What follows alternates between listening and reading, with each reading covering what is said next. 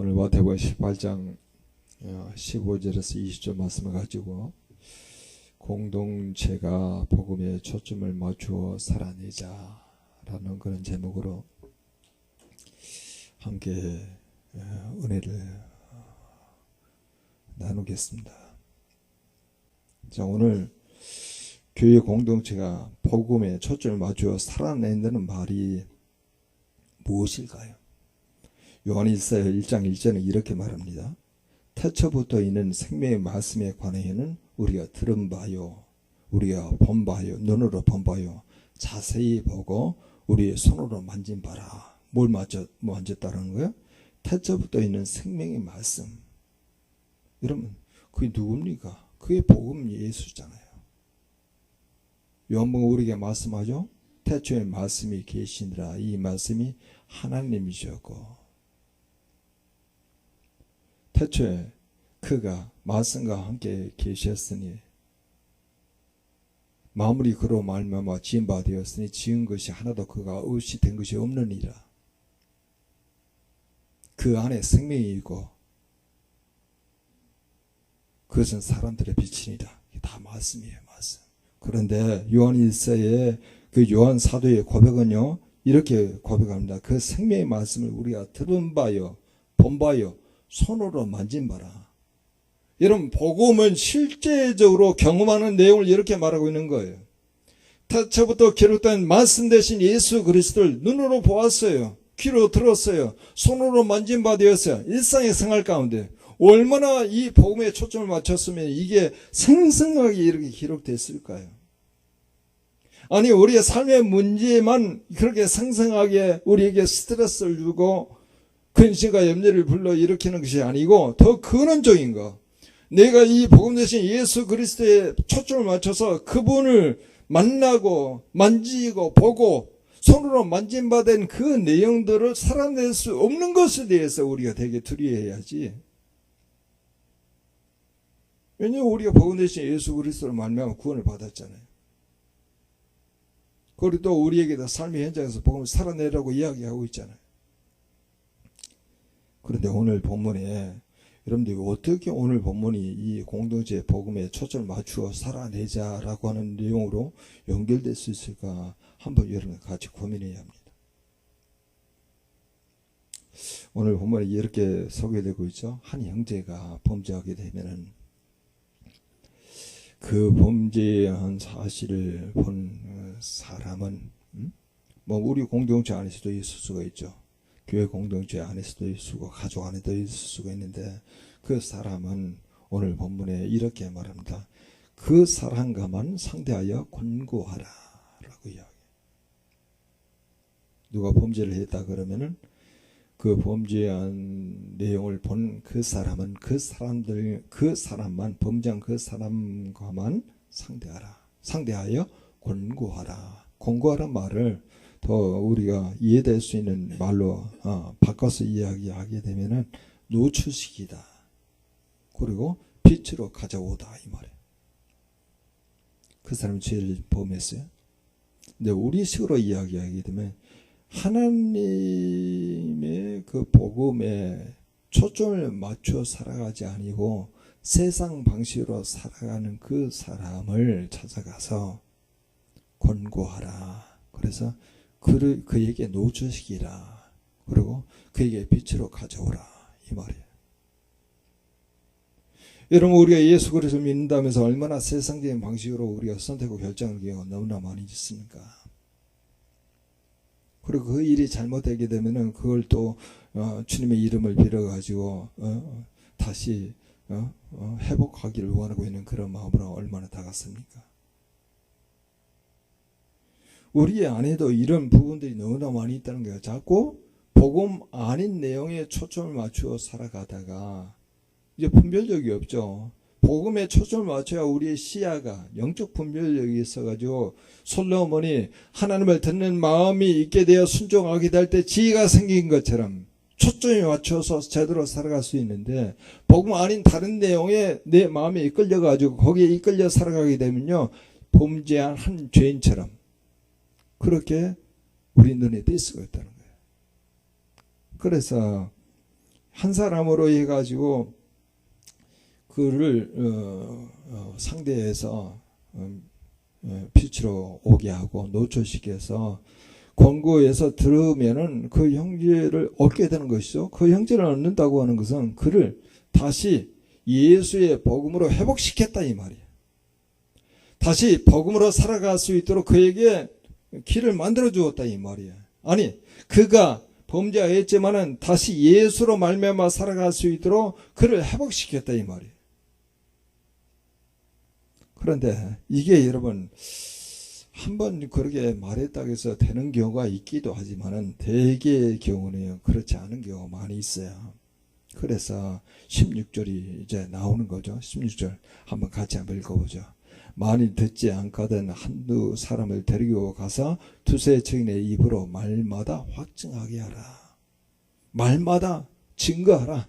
말마다 증명하라 이 말이야. 왜냐하면 한 사람 가지고 안 되니까 안 듣는 거예요. 이 친구가 범죄했는데도 불구하고 복음으로 말미암아 살아가지 않은 그 모습을 보고 교회 공동체를 이루어가는데 복음적인 그런 방식으로 이같이 하나님 나라의 가치관으로 살아가지 아니고 세상적 가치관으로 살아가는 것을 보면서 자기로서는 안 되니까 내가 한두 사람을 데리고 가서 이제 두세 사람이 자기까지 포함해서 한두 사람 데리고 가서는 두세 사람이 증명해서 확정시키는 거예요. 이러면 안 되죠. 그건 죄입니다. 여러분 이렇게 예수 그리스도가 우리에게 요구하는 내용을 오늘 교회에서 한다고 그러면은 교회가 견뎌내겠어요? 교회가 견뎌내겠어요?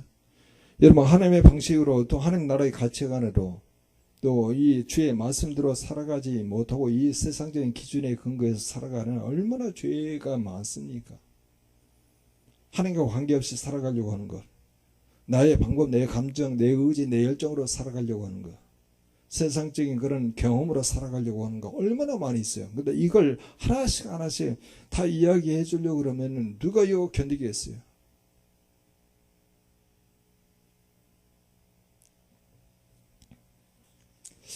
그런데 만약에 이런 내용을 살아내고 있는 이 하나님의 복음에 맞추지 않고 살아가는 그들에 대해서 그냥 내버려 둔다고 하면은 내가 하나님의 사랑을 받아가지고 구원받은 그런 백성이라 한번 점검해 보셔야 해요.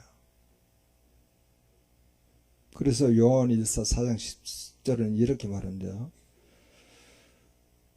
너희가 먼저 하나님을 사랑한 게 아니고 하나님이 너희를 먼저 사랑하셨으니 하나님이 너희의 죄를 위하여 아들로 화목제물로 삼으셨느니라. 하나님의 사랑으로 우리가 구원을 받아서 그 사랑을 경험한 친구가 지금 옆에 있는 사람이 하나님의 방법대로 복음에 초점을 맞추고 살아가지 않고 있는 것을 혹시 상처를 주기 때문에 아니면 그가 받아들일 수 없기 때문에 말하지 않고 그냥 내버려 둔다 그러면은 그 사람은 멸망으로 가잖아요. 그 사람은 지옥으로 가잖아요. 지옥으로 가는 사람을 내가 하나님의 나도 죄인인 상태에서 구원받은 나도 사랑을 받아가지고 하나님의 구원의 백성으로 함께 공동체를 이루고 가고 있는데 그가 지옥으로 가고 있는데 말을 건네지 않는다? 지적하지 않는다? 책망하지 않는다? 붙들어주지 않는다? 그러면은 과연 나에게는 예수 그리스도의 사랑을 받은 흔적이 있느냐 이거예요. 그럴 수 없는 거죠.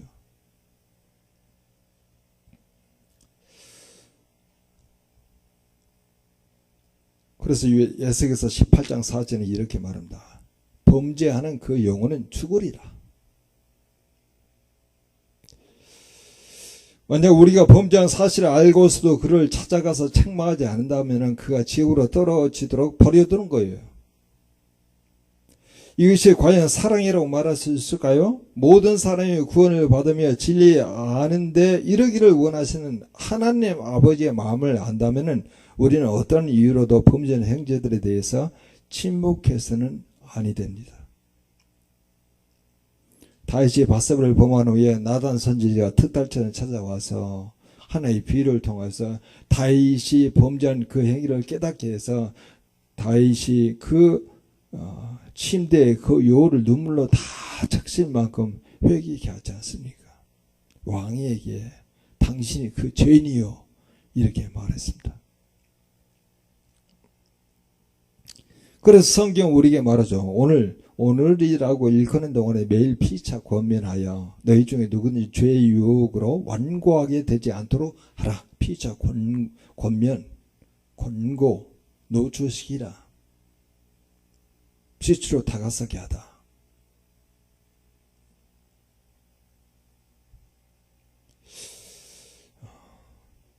죄를 꾸짖고 책망한다고 모두가 듣는 건 아니죠. 미루는 자는 그 공구를 듣지 않아요. 그리고 지혜로운 자는 그 공구를 듣습니다. 범죄한 영혼에 대해서 우리가 임으로 판단해서 포기해서는 아니 된다는 거예요. 한 번 했는데 안 들어? 그러면은 오늘 본문에서는 한두 사람 데리고 가서 두세 사람이 입으로 말마다 확정하고 증거하는 거예요. 증명하는 거예요.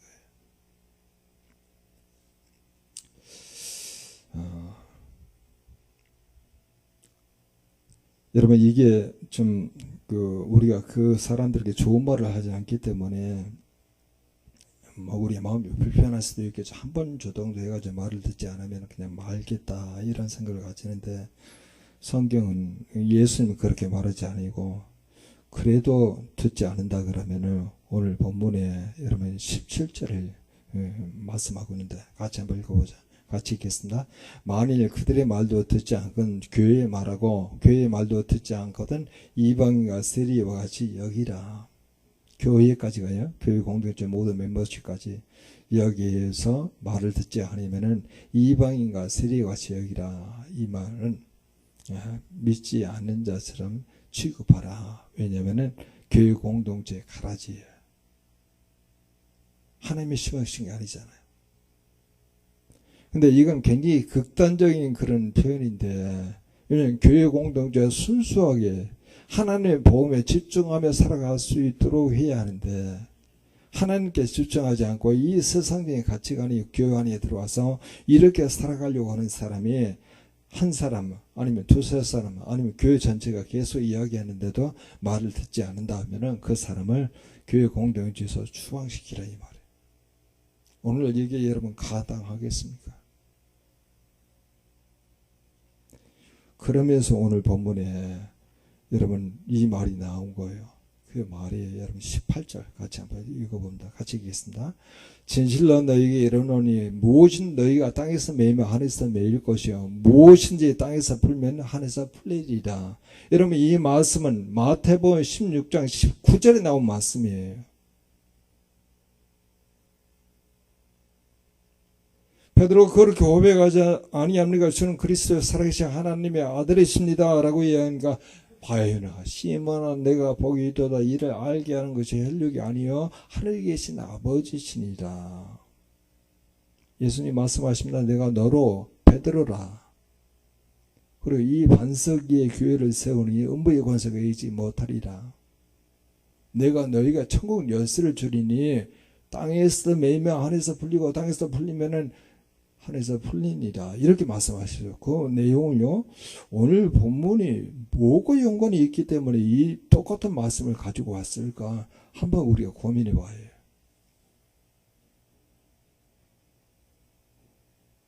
영혼의 한 사람 한 사람이 여러분 이같이 하나님의 복음으로 다시 구원받고 회개하고 돌이키는 그 내용에 대해서 잃어버린 한 양이 찾아지게 되면은 잃어버리지 않은 의로운 양보다 양을 얻는 것보다 더 기쁨이 더하도다 이렇게 말씀하죠.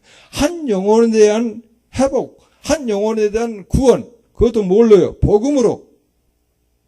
예수 그리스도 온전히 믿게 해서 이같이 각기 제 길로 흩어져서 죄악 길로 가는, 그리고 구렁텅이에 빠질 수밖에 없고 죽음으로 갈 수밖에 없는 그 영혼을 1차, 2차, 3차에 걸쳐서 계속 그런 마음을 가지고 그를 위해서 중보적 기도를 감당하고 그를 위해서 마음을 연합하게 된다 그러면은 하나님께서 그걸 들어주지 않겠느냐 이 말이에요.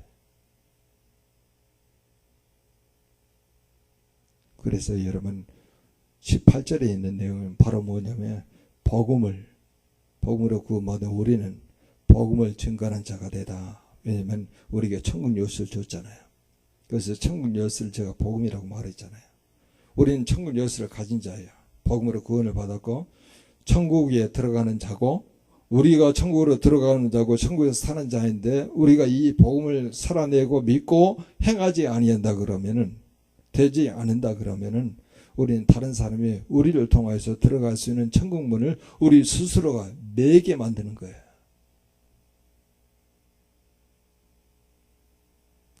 우리로 말미암아 그들이 열리게 해야 하잖아요. 그들이 들어갈 수 있도록 문을 열어놔야 하잖아요. 우리에게 그런 영적 권세를 줬잖아요. 그래서 우리는 일상 삶을 살아가면서 어떤 문제와 상황에 다 우여곡절을 겪잖아요. 개인도 그렇고 가정도 그렇고 직장도 그렇고 사업도 그렇고 다 우여곡절을 겪은데, 그런 우여곡절 속에서 우리가 놓치지 않고 계속 경험해야 하는 것은요, 복음 대신 예수 그리스도를 내가 붙잡고 있느냐, 복음 대신 예수 그리스도가 내 초점에 지금 들어오고 있느냐. 그분이 초점이 안 들어온다 그러면 다른 일을 행할 때마다 이같이 눈이 흐려가지고 보지 못하는 선택 결정하고 있는 거예요. 마치 맹인이 길을 걷는 것처럼 그렇게 걸어갈 수밖에 없어요. 확실하지가 않아요. 걸어가면 넘어지죠. 걸어가면 구렁텅이 빠지죠.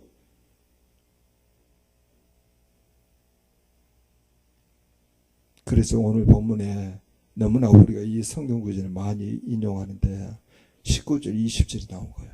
19절, 20절은 이런 흐름에서 나온 말씀이에요. 19절, 20절 같이 한번 읽어보죠. 같이 읽겠습니다.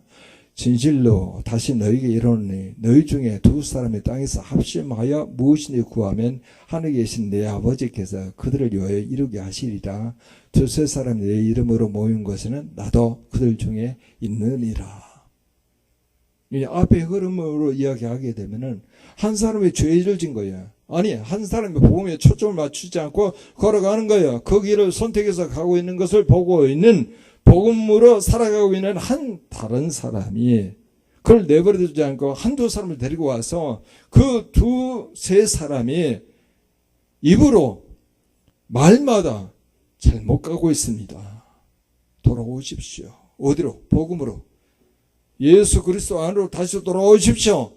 이걸 계속 말하는 그런 과정을 오늘 뭐라고 표현하거든요. 너희 중에 두 사람이 땅에서 합심하여 무엇인지 구하면 하늘에 계신 아버지께서 그들을 위해 이루게 하시리라, 이 말이에요.